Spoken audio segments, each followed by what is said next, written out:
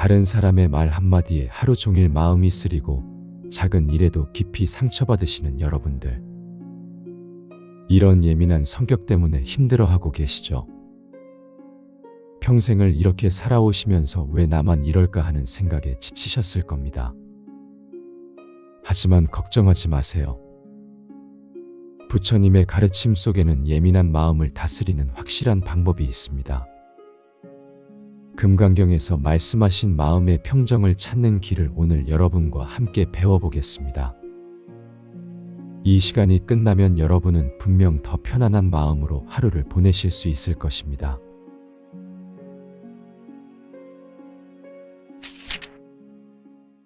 예민한 사람은 이렇게 살아야 마음 편히 산다. 어느 고요한 저녁 무렵 부처님께서 제자들과 함께 앉아 계실 때였습니다. 한 제자가 깊은 한숨을 쉬며 다가와 말했습니다. 스승님, 저는 너무나 예민한 성격 때문에 괴롭습니다. 다른 사람들은 아무렇지 않게 넘기는 일들도 저에게는 큰 상처가 되고 세상의 모든 소음과 감정들이 제 마음을 어지럽힙니다. 어떻게 하면 이런 성격을 바꿀 수 있을까요? 부처님께서는 따뜻한 미소를 지으시며 대답하셨습니다. 제자야, 내가 예민하다고 생각하는 그 마음을 바꾸려 하지 말고 먼저 그 마음의 본질을 이해해 보아라. 예민함이란 실은 깊은 자비심과 지혜의 씨앗이니라. 이 말씀을 들은 제자는 의아해하며 물었습니다. 스승님, 예민함이 자비심이라니요? 저는 이 성격 때문에 늘 고통받고 있는데요. 부처님께서 연못가에 피어있는 연꽃을 가리키시며 말씀하셨습니다. 저 연꽃을 보아라. 연꽃은 진흙 속에서 자라지만 그 어떤 꽃보다 아름답고 향기롭다. 그런데 연꽃이 아름다운 이유는 진흙을 거부해서가 아니라 진흙을 받아들이면서도 그 본성을 잃지 않기 때문이니라. 여러분, 부처님의 이 말씀은 예민한 우리 마음에 대한 깊은 통찰을 담고 있습니다. 우리가 예민하다고 느끼는 그 특성은 사실 남들보다 더 섬세하게 세상을 느끼고 더 깊이 공감할 수 있는 소중한 능력입니다. 법구경에서는 마음이 모든 것의 근본이다라고 했습니다. 예민한 마음을 가진 분들은 이 세상의 미묘한 변화와 다른 사람들의 마음을 더 잘 읽을 수 있는 특별한 감수성을 타고나신 분들입니다. 문제는 예민함 자체가 아니라 그 예민함을 어떻게 다스리고 활용하느냐에 있습니다. 마치 날카로운 칼과 같습니다. 잘 사용하면 요리를 만들고 생활에 도움이 되지만 잘못 다루면 자신을 다치게 할 수 있죠. 예민한 마음도 마찬가지입니다. 제대로 다스리면 깊은 지혜와 자비로 변할 수 있지만 그렇지 못하면 괴로움의 원인이 됩니다. 그렇다면 어떻게 해야 예민한 마음을 지혜롭게 다스릴 수 있을까요? 첫 번째로 자신의 예민함을 받아들이는 것입니다. 부처님께서 제자에게 다시 말씀하셨습니다. 제자야, 내가 예민하다는 것을 부끄러워하지 말아라. 오히려 그것을 통해 다른 사람들의 아픔을 더 잘 이해할 수 있고 세상의 아름다움을 더 깊이 느낄 수 있지 않느냐. 여러분, 이것이 바로 첫 번째 지혜입니다. 자신의 성격을 바꾸려고 애쓰기보다는 먼저 그 성격을 온전히 받아들이는 것입니다. 나이가 들면서 더욱 예민해진다고 느끼시는 분들이 많으실 텐데요. 이는 자연스러운 일입니다. 오랜 세월 동안 쌓인 경험과 지혜가 여러분의 감수성을 더욱 세밀하게 만든 것입니다. 이제는 젊은 시절에는 놓쳤던 것들까지 섬세하게 느끼실 수 있게 된 거죠. 이것을 문제로 보지 마시고 오히려 성숙의 징표로 받아들이시기 바랍니다. 두 번째 지혜는 경계를 만드는 것입니다. 부처님께서 제자에게 물으셨습니다. 제자야, 정원사가 아름다운 꽃을 기를 때 어떻게 하느냐? 물을 주고 햇빛을 쬐게 하고 정성껏 보살핍니다. 그렇다. 그런데 그 꽃이 시들어갈 때는 어떻게 하느냐? 시든 잎과 꽃을 정리하고 새로운 생명이 자랄 수 있도록 합니다. 부처님께서 고개를 끄덕이시며 말씀하셨습니다. 그것이 바로 지혜로운 경계이다. 받아들일 것은 받아들이고 내려놓을 것은 내려놓는 것이니라. 예민한 분들은 모든 것을 다 받아들이려고 하는 경향이 있습니다. 다른 사람의 감정, 주변의 모든 소음, 세상의 모든 부정적인 에너지까지도 말이죠. 하지만 이는 정원사가 시든 잎까지 그대로 두는 것과 같습니다. 지혜로운 경계란 내가 받아들일 수 있는 것과 받아들이지 않아도 되는 것을 구분하는 것입니다. 예를 들어 가족이나 가까운 사람들의 감정에는 공감하되 길에서 만나는 모든 사람들의 기분까지 내가 책임질 필요는 없다는 것을 아는 것입니다. TV 뉴스의 모든 부정적인 소식을 다 받아들일 필요가 없다는 것을 깨닫는 것입니다. 세 번째로 마음의 중심을 잡는 연습을 하는 것입니다. 증이라 함경에서는 마음을 고요히 하여 번뇌를 끊는다고 했습니다. 예민한 마음은 마치 잔잔한 호수와 같습니다. 작은 돌멩이 하나만 던져도 크게 파문이 일어나죠. 하지만 그 호수가 깊고 고요하다면 파문은 금세 가라앉고 다시 평온을 되찾습니다. 우리 마음도 마찬가지입니다. 예민함을 없애려 하지 말고 마음의 깊이를 더하는 것입니다. 매일 아침 일어나서 5분만이라도 조용히 앉아 호흡을 관찰해 보세요. 숨이 들어오고 나가는 것을 느끼며 지금 이 순간 나는 괜찮다고 속으로 되뇌어 보세요. 하루 중 예민함이 올라올 때마다 이것도 지나갈 것이다라고 생각하며 깊은 숨을 3번 쉬어보세요. 이런 작은 연습들이 쌓이면 여러분의 마음은 점점 더 깊고 고요해집니다. 네 번째로 예민함을 자비로 승화시키는 것입니다. 부처님께서 제자에게 마지막으로 말씀하셨습니다. 제자야, 내가 느끼는 그 예민함으로 다른 이들의 아픔을 헤아리고 그들에게 따뜻한 말 한마디를 건네보아라. 그때 내 예민함은 괴로움이 아닌 축복이 될 것이니라. 여러분의 예민함은 실은 다른 사람들을 더 잘 이해할 수 있는 특별한 능력입니다. 손자, 손녀가 기분이 안 좋을 때 다른 사람들보다 먼저 알아차리고 위로해 줄 수 있고 배우자의 마음이 힘들 때 섬세하게 배려해 줄 수 있습니다. 이웃이 어려움에 처했을 때도 민감하게 감지하고 도움의 손길을 내밀 수 있죠. 이렇게 예민함을 자비로 승화시킬 때 그것은 더 이상 괴로움이 아니라 축복이 됩니다. 다섯 번째로 긍정적인 에너지를 의식적으로 선택하는 것입니다. 법화경에서는 선한 친구와 함께하라고 했습니다.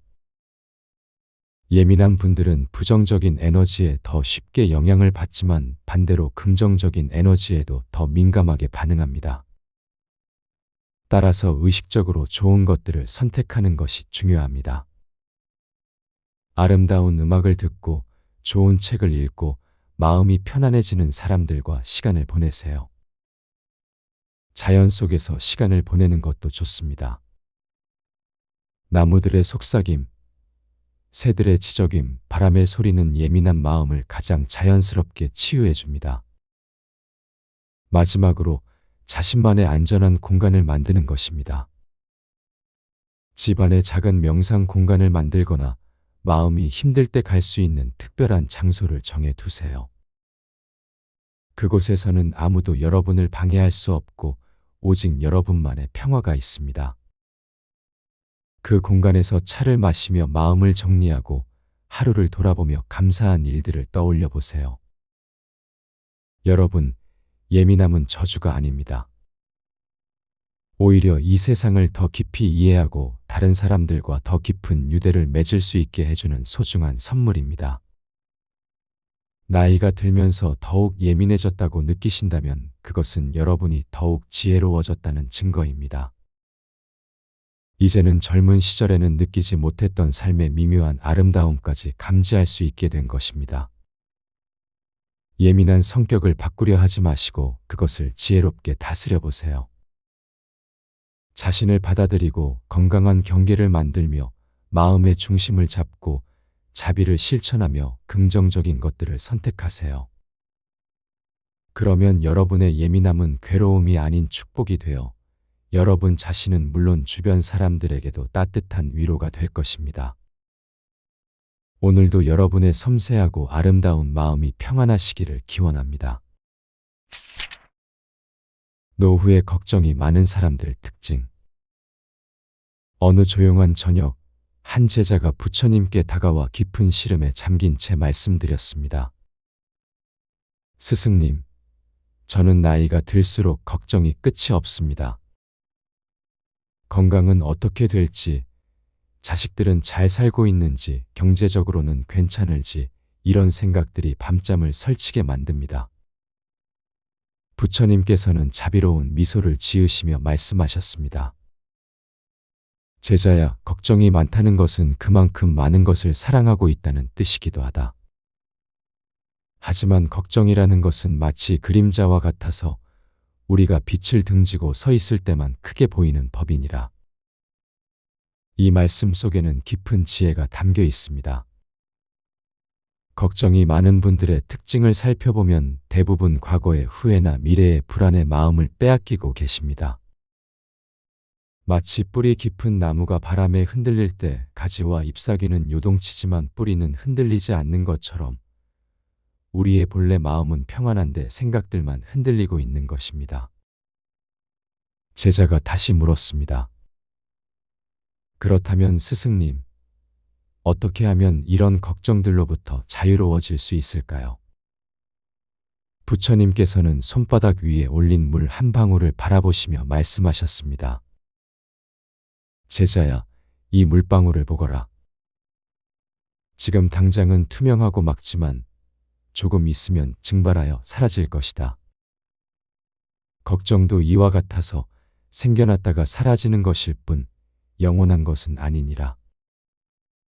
법구경에서는 모든 것은 마음에서 일어나며 마음이 주인이고 마음이 만들어낸다고 말씀하고 있습니다. 이는 우리의 걱정 또한 마음이 만들어낸 것이라는 뜻입니다. 실제로 걱정이 많으신 분들을 자세히 살펴보면 몇 가지 공통된 특징이 있습니다. 첫째, 완벽을 추구하려는 마음이 강합니다. 모든 것을 통제하고 싶어 하시고 예상치 못한 일이 생기면 큰 불안감을 느끼십니다. 마치 정원사가 모든 꽃에 피고 지는 시기를 조절하려 하는 것과 같습니다. 둘째, 과거의 아픈 기억이나 실패 경험이 현재의 판단을 흐립니다. 옛날에 한번 실패했던 일이 또 일어날까 봐 전전긍긍하시죠. 이는 마치 한번 넘어진 길을 다시는 걷지 못하는 것과 같습니다. 셋째, 남들과 비교하는 마음이 큽니다. 다른 사람의 삶이 더 나아 보이고 내 인생은 뭔가 부족해 보입니다. 이는 자신만의 꽃밭을 가꾸면서도 남의 정원만 바라보는 것과 같습니다. 부처님께서는 이어서 말씀하셨습니다. 제자야, 농부를 보거라.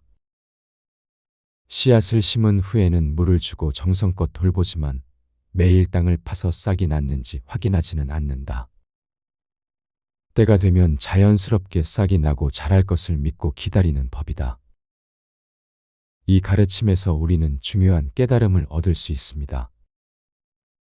우리 인생의 많은 일들이 씨앗과 같아서 좋은 마음으로 정성껏 돌보되 결과에 대해서는 자연의 흐름에 맡겨야 한다는 것입니다. 걱정이 많으신 분들은 대체로 책임감이 강하고 가족을 사랑하는 마음이 큽니다. 하지만 그 사랑이 때로는 과도한 걱정으로 변하여 자신과 가족 모두를 힘들게 만들기도 합니다. 어느 날 제자가 또 물었습니다. 스승님, 그럼 아무것도 걱정하지 말라는 뜻인가요? 가족의 안위나 미래에 대해 전혀 생각하지 말라는 건가요? 부처님께서는 고개를 저으시며 말씀하셨습니다. 아니다, 제자야. 걱정하지 말라는 것이 아니라 걱정에 사로잡히지 말라는 것이다. 마치 강물이 흘러가는 것을 바라보되 강물에 떠내려가지는 않는 것처럼 말이다. 이 말씀의 의미를 좀 더 구체적으로 풀어보겠습니다. 건전한 관심과 염려는 필요합니다. 자식들의 안부를 묻고 건강을 챙기고 미래를 준비하는 것은 당연한 일입니다. 하지만 그 관심이 과도해져서 밤잠을 설치고 일상생활에 지장을 주고 현재의 행복을 빼앗는다면 그것은 독이 된 약과 같습니다. 금강경에서는 응무소주의 생기심이라 하여 어떤 것에도 머물지 말고 마음을 내라고 가르칩니다. 이는 걱정이 생겨도 그 걱정에 오래 머물지 말고 할 수 있는 최선을 다한 후에는 내려놓으라는 의미입니다. 그렇다면 구체적으로 어떻게 실천할 수 있을까요? 첫째, 하루에 한 번은 걱정 시간을 정해두세요. 예를 들어 저녁 식사 후 30분 동안은 마음껏 걱정하고 계획을 세우되 그 시간 외에는 걱정을 멈추는 연습을 하는 것입니다. 이는 마치 빨래를 정해진 시간에 하듯 걱정도 정해진 시간에만 하는 지혜입니다. 둘째, 지금 이 순간 할 수 있는 일에 집중하세요. 미래의 걱정보다는 오늘 할 수 있는 작은 실천에 마음을 모으는 것입니다. 건강이 걱정된다면 오늘 산책을 하고 자식이 걱정된다면 오늘 안부 전화를 드리는 것처럼 말입니다. 셋째, 감사한 마음을 기르세요. 매일 저녁 잠자리에 들기 전 오늘 하루 감사했던 일 3가지를 떠올려 보세요. 작은 것이라도 좋습니다. 따뜻한 차 한 잔, 이웃의 인사, 무사히 하루를 마친 것까지도 감사의 대상입니다. 부처님께서는 마지막으로 이렇게 말씀하셨습니다. 제자야, 연못에 물이 고요할 때 달빛이 온전히 비치듯 마음이 평온할 때 지혜가 제대로 드러나는 법이다. 걱정으로 마음이 흔들리면 올바른 판단을 할 수 없지만 마음이 고요하면 어떤 어려움이 와도 지혜롭게 대처할 수 있느니라. 여러분, 걱정은 사랑에서 비롯된 것이니 나쁜 것은 아닙니다. 하지만 그 걱정이 여러분의 현재 행복을 빼앗는다면 그때는 내려놓을 때입니다. 마치 무거운 짐을 잠깐 내려놓고 숨을 고르듯 걱정도 때로는 내려놓고 마음을 쉬게 해주세요. 증이라 함경에서 말하듯 마음이 평안하면 몸도 평안하고 몸이 평안하면 삶도 평안해집니다. 오늘부터는 걱정보다는 평안을, 불안보다는 감사를, 두려움보다는 지혜를 선택해 보시기 바랍니다. 그 선택 하나하나가 모여 여러분의 노년을 더욱 아름답고 평화롭게 만들어 갈 것입니다. 예민한 사람은 이렇게 살아야 마음 편히 산다. 어느 고요한 저녁 무렵 부처님께서 제자들과 함께 앉아 계실 때였습니다. 한 제자가 깊은 한숨을 쉬며 다가와 말했습니다. 스승님, 저는 너무나 예민한 성격 때문에 괴롭습니다. 다른 사람들은 아무렇지 않게 넘기는 일들도 저에게는 큰 상처가 되고 세상의 모든 소음과 감정들이 제 마음을 어지럽힙니다. 어떻게 하면 이런 성격을 바꿀 수 있을까요? 부처님께서는 따뜻한 미소를 지으시며 대답하셨습니다. 제자야, 내가 예민하다고 생각하는 그 마음을 바꾸려 하지 말고 먼저 그 마음의 본질을 이해해 보아라. 예민함이란 실은 깊은 자비심과 지혜의 씨앗이니라. 이 말씀을 들은 제자는 의아해하며 물었습니다. 스승님, 예민함이 자비심이라니요? 저는 이 성격 때문에 늘 고통받고 있는데요. 부처님께서 연못가에 피어있는 연꽃을 가리키시며 말씀하셨습니다. 저 연꽃을 보아라. 연꽃은 진흙 속에서 자라지만 그 어떤 꽃보다 아름답고 향기롭다. 그런데 연꽃이 아름다운 이유는 진흙을 거부해서가 아니라 진흙을 받아들이면서도 그 본성을 잃지 않기 때문이니라. 여러분, 부처님의 이 말씀은 예민한 우리 마음에 대한 깊은 통찰을 담고 있습니다. 우리가 예민하다고 느끼는 그 특성은 사실 남들보다 더 섬세하게 세상을 느끼고 더 깊이 공감할 수 있는 소중한 능력입니다. 법구경에서는 마음이 모든 것의 근본이다라고 했습니다.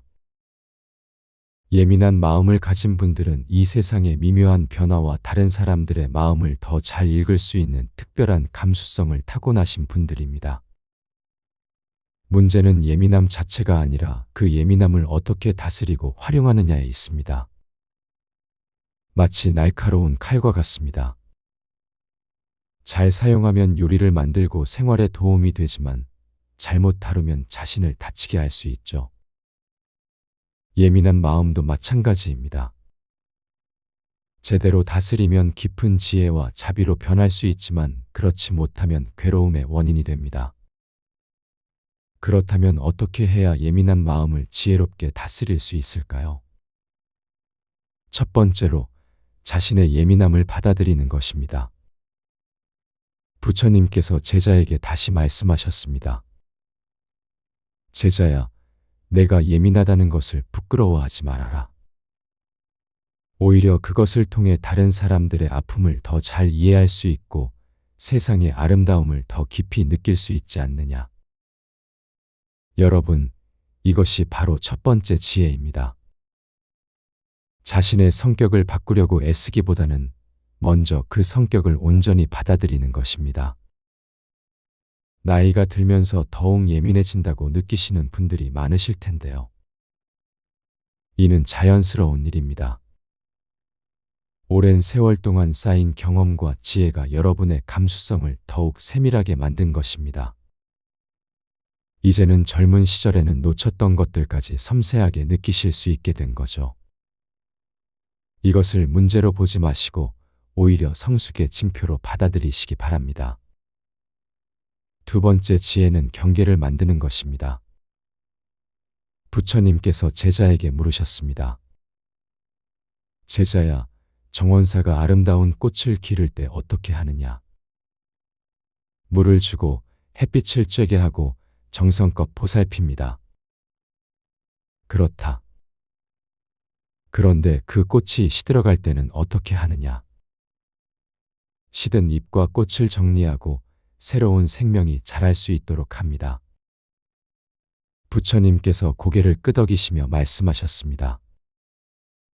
그것이 바로 지혜로운 경계이다.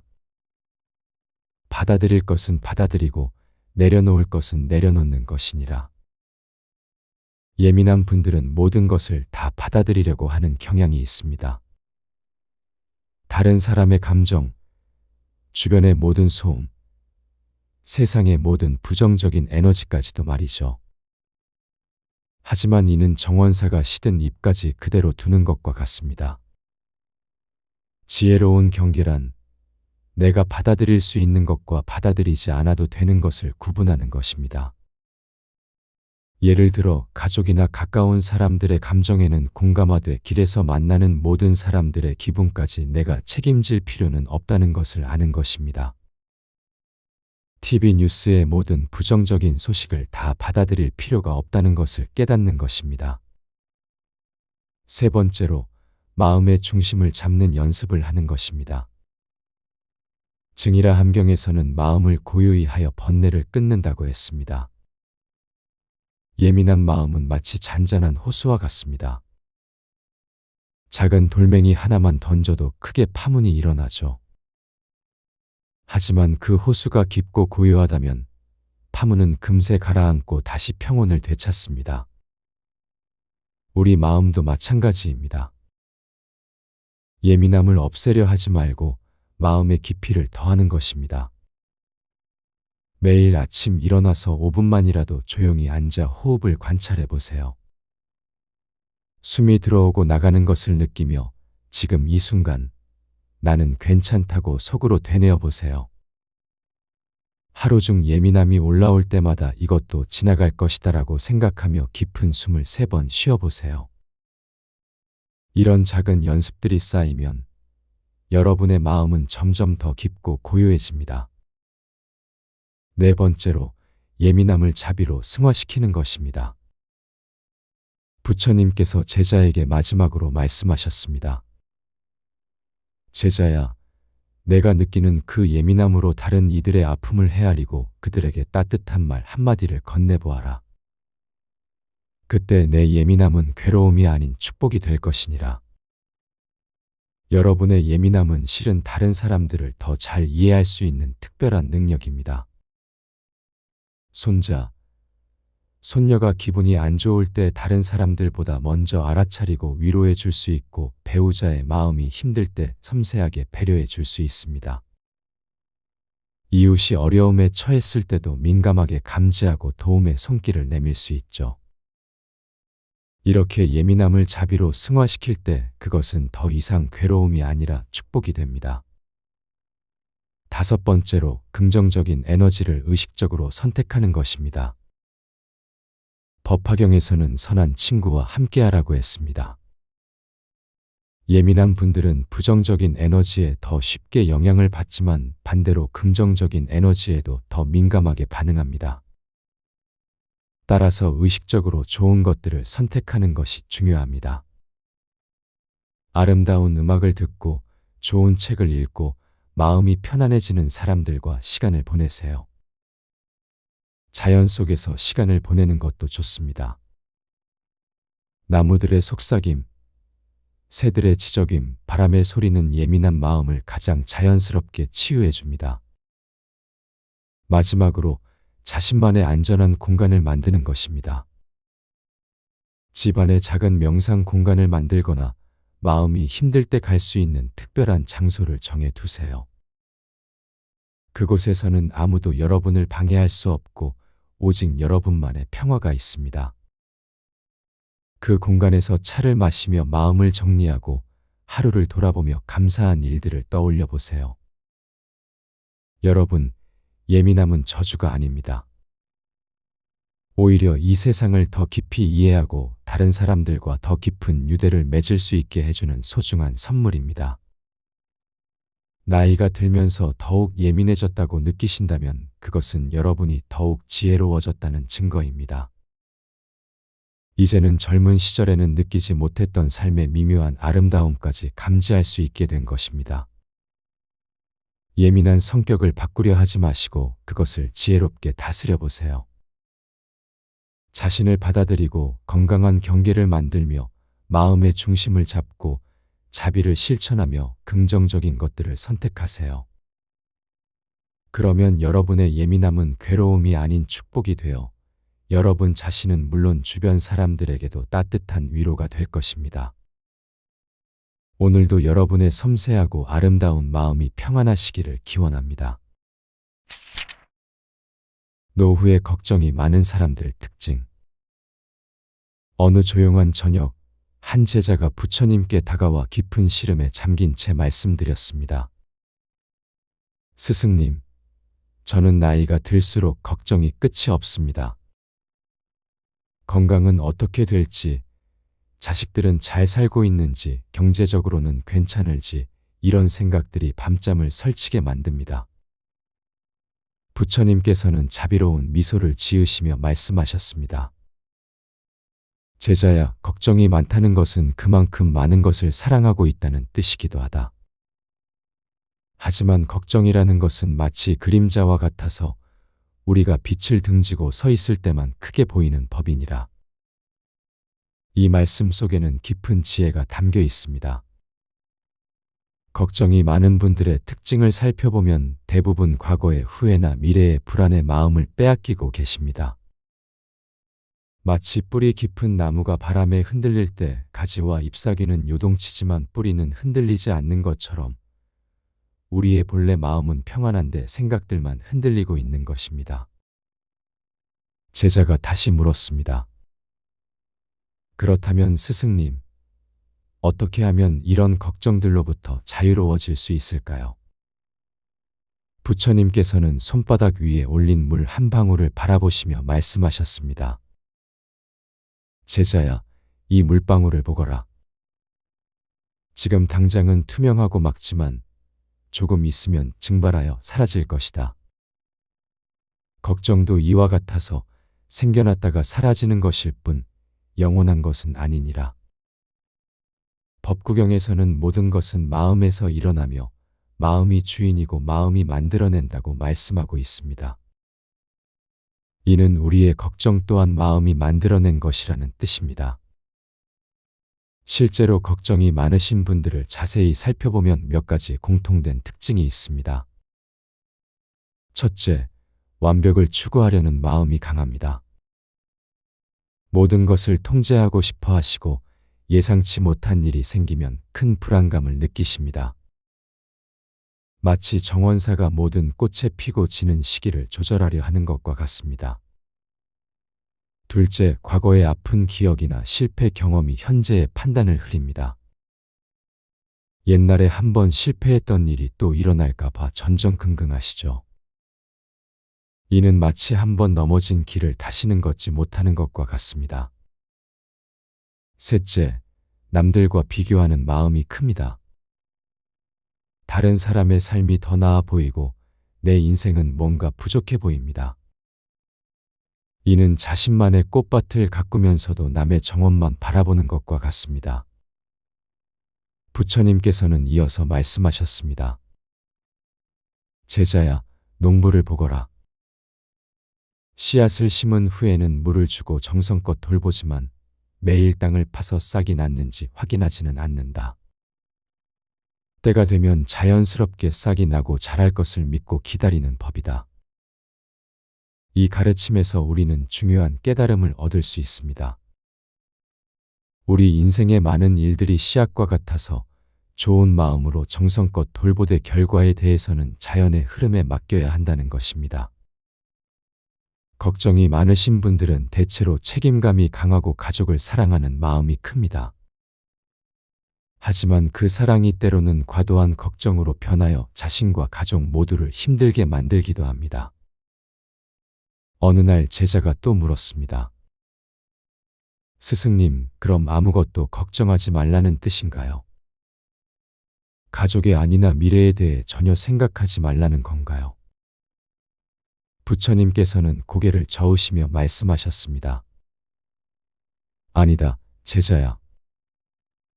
걱정하지 말라는 것이 아니라 걱정에 사로잡히지 말라는 것이다. 마치 강물이 흘러가는 것을 바라보되 강물에 떠내려가지는 않는 것처럼 말이다. 이 말씀의 의미를 좀 더 구체적으로 풀어보겠습니다. 건전한 관심과 염려는 필요합니다. 자식들의 안부를 묻고 건강을 챙기고 미래를 준비하는 것은 당연한 일입니다. 하지만 그 관심이 과도해져서 밤잠을 설치고 일상생활에 지장을 주고 현재의 행복을 빼앗는다면 그것은 독이 된 약과 같습니다. 금강경에서는 응무소주의 생기심이라 하여 어떤 것에도 머물지 말고 마음을 내라고 가르칩니다. 이는 걱정이 생겨도 그 걱정에 오래 머물지 말고 할 수 있는 최선을 다한 후에는 내려놓으라는 의미입니다. 그렇다면 구체적으로 어떻게 실천할 수 있을까요? 첫째, 하루에 한 번은 걱정 시간을 정해두세요. 예를 들어 저녁 식사 후 30분 동안은 마음껏 걱정하고 계획을 세우되 그 시간 외에는 걱정을 멈추는 연습을 하는 것입니다. 이는 마치 빨래를 정해진 시간에 하듯 걱정도 정해진 시간에만 하는 지혜입니다. 둘째, 지금 이 순간 할 수 있는 일에 집중하세요. 미래의 걱정보다는 오늘 할 수 있는 작은 실천에 마음을 모으는 것입니다. 건강이 걱정된다면 오늘 산책을 하고 자식이 걱정된다면 오늘 안부 전화를 드리는 것처럼 말입니다. 셋째, 감사한 마음을 기르세요. 매일 저녁 잠자리에 들기 전 오늘 하루 감사했던 일 3가지를 떠올려 보세요. 작은 것이라도 좋습니다. 따뜻한 차 한 잔, 이웃의 인사, 무사히 하루를 마친 것까지도 감사의 대상입니다. 부처님께서는 마지막으로 이렇게 말씀하셨습니다. 제자야, 연못에 물이 고요할 때 달빛이 온전히 비치듯 마음이 평온할 때 지혜가 제대로 드러나는 법이다. 걱정으로 마음이 흔들리면 올바른 판단을 할 수 없지만 마음이 고요하면 어떤 어려움이 와도 지혜롭게 대처할 수 있느니라. 여러분, 걱정은 사랑에서 비롯된 것이니 나쁜 것은 아닙니다. 하지만 그 걱정이 여러분의 현재 행복을 빼앗는다면 그때는 내려놓을 때입니다. 마치 무거운 짐을 잠깐 내려놓고 숨을 고르듯 걱정도 때로는 내려놓고 마음을 쉬게 해주세요. 증이라 함경에서 말하듯 마음이 평안하면 몸도 평안하고 몸이 평안하면 삶도 평안해집니다. 오늘부터는 걱정보다는 평안을, 불안보다는 감사를, 두려움보다는 지혜를 선택해 보시기 바랍니다. 그 선택 하나하나가 모여 여러분의 노년을 더욱 아름답고 평화롭게 만들어 갈 것입니다. 예민한 사람은 이렇게 살아야 마음 편히 산다. 어느 고요한 저녁 무렵 부처님께서 제자들과 함께 앉아 계실 때였습니다. 한 제자가 깊은 한숨을 쉬며 다가와 말했습니다. 스승님, 저는 너무나 예민한 성격 때문에 괴롭습니다. 다른 사람들은 아무렇지 않게 넘기는 일들도 저에게는 큰 상처가 되고 세상의 모든 소음과 감정들이 제 마음을 어지럽힙니다. 어떻게 하면 이런 성격을 바꿀 수 있을까요? 부처님께서는 따뜻한 미소를 지으시며 대답하셨습니다. 제자야, 내가 예민하다고 생각하는 그 마음을 바꾸려 하지 말고 먼저 그 마음의 본질을 이해해 보아라. 예민함이란 실은 깊은 자비심과 지혜의 씨앗이니라. 이 말씀을 들은 제자는 의아해하며 물었습니다. 스승님, 예민함이 자비심이라니요? 저는 이 성격 때문에 늘 고통받고 있는데요. 부처님께서 연못가에 피어있는 연꽃을 가리키시며 말씀하셨습니다. 저 연꽃을 보아라. 연꽃은 진흙 속에서 자라지만 그 어떤 꽃보다 아름답고 향기롭다. 그런데 연꽃이 아름다운 이유는 진흙을 거부해서가 아니라 진흙을 받아들이면서도 그 본성을 잃지 않기 때문이니라. 여러분, 부처님의 이 말씀은 예민한 우리 마음에 대한 깊은 통찰을 담고 있습니다. 우리가 예민하다고 느끼는 그 특성은 사실 남들보다 더 섬세하게 세상을 느끼고 더 깊이 공감할 수 있는 소중한 능력입니다. 법구경에서는 마음이 모든 것의 근본이다라고 했습니다. 예민한 마음을 가진 분들은 이 세상의 미묘한 변화와 다른 사람들의 마음을 더 잘 읽을 수 있는 특별한 감수성을 타고나신 분들입니다. 문제는 예민함 자체가 아니라 그 예민함을 어떻게 다스리고 활용하느냐에 있습니다. 마치 날카로운 칼과 같습니다. 잘 사용하면 요리를 만들고 생활에 도움이 되지만 잘못 다루면 자신을 다치게 할 수 있죠. 예민한 마음도 마찬가지입니다. 제대로 다스리면 깊은 지혜와 자비로 변할 수 있지만 그렇지 못하면 괴로움의 원인이 됩니다. 그렇다면 어떻게 해야 예민한 마음을 지혜롭게 다스릴 수 있을까요? 첫 번째로 자신의 예민함을 받아들이는 것입니다. 부처님께서 제자에게 다시 말씀하셨습니다. 제자야, 내가 예민하다는 것을 부끄러워하지 말아라. 오히려 그것을 통해 다른 사람들의 아픔을 더 잘 이해할 수 있고 세상의 아름다움을 더 깊이 느낄 수 있지 않느냐. 여러분, 이것이 바로 첫 번째 지혜입니다. 자신의 성격을 바꾸려고 애쓰기보다는 먼저 그 성격을 온전히 받아들이는 것입니다. 나이가 들면서 더욱 예민해진다고 느끼시는 분들이 많으실 텐데요. 이는 자연스러운 일입니다. 오랜 세월 동안 쌓인 경험과 지혜가 여러분의 감수성을 더욱 세밀하게 만든 것입니다. 이제는 젊은 시절에는 놓쳤던 것들까지 섬세하게 느끼실 수 있게 된 거죠. 이것을 문제로 보지 마시고 오히려 성숙의 징표로 받아들이시기 바랍니다. 두 번째 지혜는 경계를 만드는 것입니다. 부처님께서 제자에게 물으셨습니다. 제자야, 정원사가 아름다운 꽃을 기를 때 어떻게 하느냐? 물을 주고 햇빛을 쬐게 하고 정성껏 보살핍니다. 그렇다. 그런데 그 꽃이 시들어갈 때는 어떻게 하느냐? 시든 잎과 꽃을 정리하고 새로운 생명이 자랄 수 있도록 합니다. 부처님께서 고개를 끄덕이시며 말씀하셨습니다. 그것이 바로 지혜로운 경계이다. 받아들일 것은 받아들이고 내려놓을 것은 내려놓는 것이니라. 예민한 분들은 모든 것을 다 받아들이려고 하는 경향이 있습니다. 다른 사람의 감정, 주변의 모든 소음, 세상의 모든 부정적인 에너지까지도 말이죠. 하지만 이는 정원사가 시든 잎까지 그대로 두는 것과 같습니다. 지혜로운 경계란 내가 받아들일 수 있는 것과 받아들이지 않아도 되는 것을 구분하는 것입니다. 예를 들어 가족이나 가까운 사람들의 감정에는 공감하되 길에서 만나는 모든 사람들의 기분까지 내가 책임질 필요는 없다는 것을 아는 것입니다. TV 뉴스의 모든 부정적인 소식을 다 받아들일 필요가 없다는 것을 깨닫는 것입니다. 세 번째로 마음의 중심을 잡는 연습을 하는 것입니다. 증이라 함경에서는 마음을 고요히 하여 번뇌를 끊는다고 했습니다. 예민한 마음은 마치 잔잔한 호수와 같습니다. 작은 돌멩이 하나만 던져도 크게 파문이 일어나죠.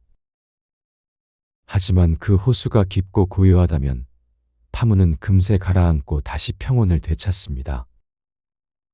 우리 마음도 마찬가지입니다.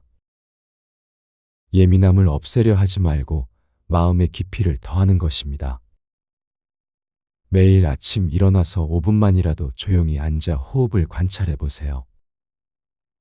숨이 들어오고 나가는 것을 느끼며 지금 이 순간 나는 괜찮다고 속으로 되뇌어 보세요.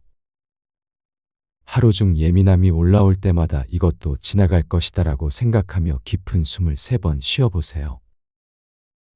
이런 작은 연습들이 쌓이면 여러분의 마음은 점점 더 깊고 고요해집니다. 네 번째로 예민함을 자비로 승화시키는 것입니다. 부처님께서 제자에게 마지막으로 말씀하셨습니다. 제자야, 내가 느끼는 그 예민함으로 다른 이들의 아픔을 헤아리고 그들에게 따뜻한 말 한마디를 건네보아라. 그때 내 예민함은 괴로움이 아닌 축복이 될 것이니라.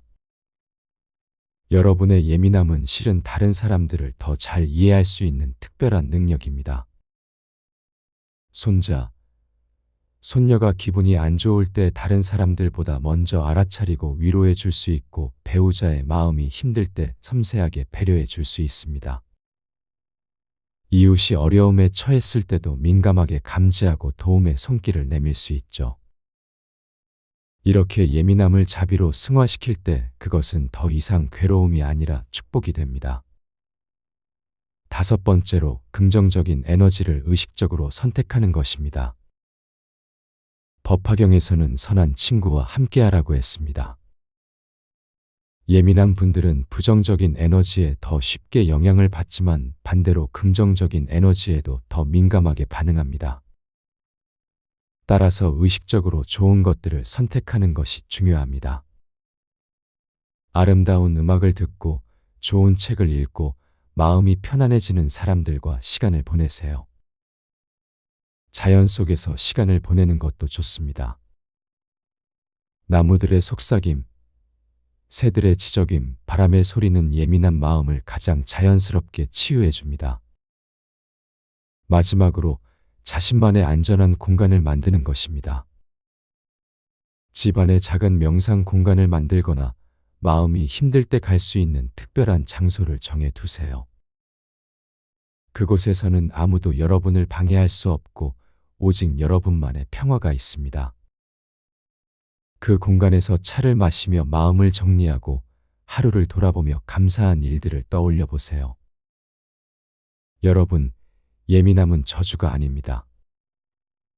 오히려 이 세상을 더 깊이 이해하고 다른 사람들과 더 깊은 유대를 맺을 수 있게 해주는 소중한 선물입니다. 나이가 들면서 더욱 예민해졌다고 느끼신다면 그것은 여러분이 더욱 지혜로워졌다는 증거입니다. 이제는 젊은 시절에는 느끼지 못했던 삶의 미묘한 아름다움까지 감지할 수 있게 된 것입니다. 예민한 성격을 바꾸려 하지 마시고 그것을 지혜롭게 다스려 보세요. 자신을 받아들이고 건강한 경계를 만들며 마음의 중심을 잡고 자비를 실천하며 긍정적인 것들을 선택하세요. 그러면 여러분의 예민함은 괴로움이 아닌 축복이 되어 여러분 자신은 물론 주변 사람들에게도 따뜻한 위로가 될 것입니다. 오늘도 여러분의 섬세하고 아름다운 마음이 평안하시기를 기원합니다. 노후의 걱정이 많은 사람들 특징. 어느 조용한 저녁, 한 제자가 부처님께 다가와 깊은 시름에 잠긴 채 말씀드렸습니다. 스승님, 저는 나이가 들수록 걱정이 끝이 없습니다. 건강은 어떻게 될지, 자식들은 잘 살고 있는지, 경제적으로는 괜찮을지 이런 생각들이 밤잠을 설치게 만듭니다. 부처님께서는 자비로운 미소를 지으시며 말씀하셨습니다. 제자야, 걱정이 많다는 것은 그만큼 많은 것을 사랑하고 있다는 뜻이기도 하다. 하지만 걱정이라는 것은 마치 그림자와 같아서 우리가 빛을 등지고 서 있을 때만 크게 보이는 법이니라.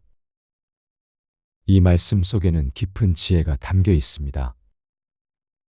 걱정이 많은 분들의 특징을 살펴보면 대부분 과거의 후회나 미래의 불안의 마음을 빼앗기고 계십니다.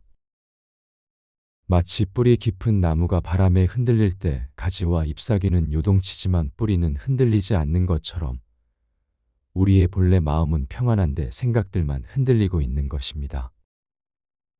제자가 다시 물었습니다. 그렇다면 스승님, 어떻게 하면 이런 걱정들로부터 자유로워질 수 있을까요? 부처님께서는 손바닥 위에 올린 물 한 방울을 바라보시며 말씀하셨습니다. 제자야, 이 물방울을 보거라. 지금 당장은 투명하고 막지만 조금 있으면 증발하여 사라질 것이다. 걱정도 이와 같아서 생겨났다가 사라지는 것일 뿐 영원한 것은 아니니라. 법구경에서는 모든 것은 마음에서 일어나며 마음이 주인이고 마음이 만들어낸다고 말씀하고 있습니다. 이는 우리의 걱정 또한 마음이 만들어낸 것이라는 뜻입니다. 실제로 걱정이 많으신 분들을 자세히 살펴보면 몇 가지 공통된 특징이 있습니다. 첫째, 완벽을 추구하려는 마음이 강합니다. 모든 것을 통제하고 싶어 하시고 예상치 못한 일이 생기면 큰 불안감을 느끼십니다. 마치 정원사가 모든 꽃에 피고 지는 시기를 조절하려 하는 것과 같습니다. 둘째, 과거의 아픈 기억이나 실패 경험이 현재의 판단을 흐립니다. 옛날에 한번 실패했던 일이 또 일어날까 봐 전전긍긍하시죠. 이는 마치 한번 넘어진 길을 다시는 걷지 못하는 것과 같습니다. 셋째, 남들과 비교하는 마음이 큽니다. 다른 사람의 삶이 더 나아 보이고 내 인생은 뭔가 부족해 보입니다. 이는 자신만의 꽃밭을 가꾸면서도 남의 정원만 바라보는 것과 같습니다. 부처님께서는 이어서 말씀하셨습니다. 제자야, 농부를 보거라. 씨앗을 심은 후에는 물을 주고 정성껏 돌보지만 매일 땅을 파서 싹이 났는지 확인하지는 않는다. 때가 되면 자연스럽게 싹이 나고 자랄 것을 믿고 기다리는 법이다. 이 가르침에서 우리는 중요한 깨달음을 얻을 수 있습니다. 우리 인생의 많은 일들이 씨앗과 같아서 좋은 마음으로 정성껏 돌보되 결과에 대해서는 자연의 흐름에 맡겨야 한다는 것입니다. 걱정이 많으신 분들은 대체로 책임감이 강하고 가족을 사랑하는 마음이 큽니다. 하지만 그 사랑이 때로는 과도한 걱정으로 변하여 자신과 가족 모두를 힘들게 만들기도 합니다. 어느 날 제자가 또 물었습니다. 스승님, 그럼 아무것도 걱정하지 말라는 뜻인가요? 가족의 안위나 미래에 대해 전혀 생각하지 말라는 건가요? 부처님께서는 고개를 저으시며 말씀하셨습니다. 아니다, 제자야. 걱정하지 말라는 것이 아니라 걱정에 사로잡히지 말라는 것이다. 마치 강물이 흘러가는 것을 바라보되 강물에 떠내려가지는 않는 것처럼 말이다. 이 말씀의 의미를 좀 더 구체적으로 풀어보겠습니다. 건전한 관심과 염려는 필요합니다. 자식들의 안부를 묻고 건강을 챙기고 미래를 준비하는 것은 당연한 일입니다. 하지만 그 관심이 과도해져서 밤잠을 설치고 일상생활에 지장을 주고 현재의 행복을 빼앗는다면 그것은 독이 된 약과 같습니다. 금강경에서는 응무소주의 생기심이라 하여 어떤 것에도 머물지 말고 마음을 내라고 가르칩니다. 이는 걱정이 생겨도 그 걱정에 오래 머물지 말고 할 수 있는 최선을 다한 후에는 내려놓으라는 의미입니다. 그렇다면 구체적으로 어떻게 실천할 수 있을까요? 첫째, 하루에 한 번은 걱정 시간을 정해두세요. 예를 들어 저녁 식사 후 30분 동안은 마음껏 걱정하고 계획을 세우되 그 시간 외에는 걱정을 멈추는 연습을 하는 것입니다. 이는 마치 빨래를 정해진 시간에 하듯 걱정도 정해진 시간에만 하는 지혜입니다. 둘째, 지금 이 순간 할 수 있는 일에 집중하세요. 미래의 걱정보다는 오늘 할 수 있는 작은 실천에 마음을 모으는 것입니다. 건강이 걱정된다면 오늘 산책을 하고 자식이 걱정된다면 오늘 안부 전화를 드리는 것처럼 말입니다. 셋째, 감사한 마음을 기르세요. 매일 저녁 잠자리에 들기 전 오늘 하루 감사했던 일 3가지를 떠올려 보세요. 작은 것이라도 좋습니다. 따뜻한 차 한 잔, 이웃의 인사, 무사히 하루를 마친 것까지도 감사의 대상입니다. 부처님께서는 마지막으로 이렇게 말씀하셨습니다. 제자야, 연못에 물이 고요할 때 달빛이 온전히 비치듯 마음이 평온할 때 지혜가 제대로 드러나는 법이다. 걱정으로 마음이 흔들리면 올바른 판단을 할 수 없지만 마음이 고요하면 어떤 어려움이 와도 지혜롭게 대처할 수 있느니라. 여러분, 걱정은 사랑에서 비롯된 것이니 나쁜 것은 아닙니다. 하지만 그 걱정이 여러분의 현재 행복을 빼앗는다면 그때는 내려놓을 때입니다. 마치 무거운 짐을 잠깐 내려놓고 숨을 고르듯 걱정도 때로는 내려놓고 마음을 쉬게 해주세요. 증이라 함경에서 말하듯 마음이 평안하면 몸도 평안하고 몸이 평안하면 삶도 평안해집니다. 오늘부터는 걱정보다는 평안을, 불안보다는 감사를, 두려움보다는 지혜를 선택해 보시기 바랍니다. 그 선택 하나하나가 모여 여러분의 노년을 더욱 아름답고 평화롭게 만들어 갈 것입니다.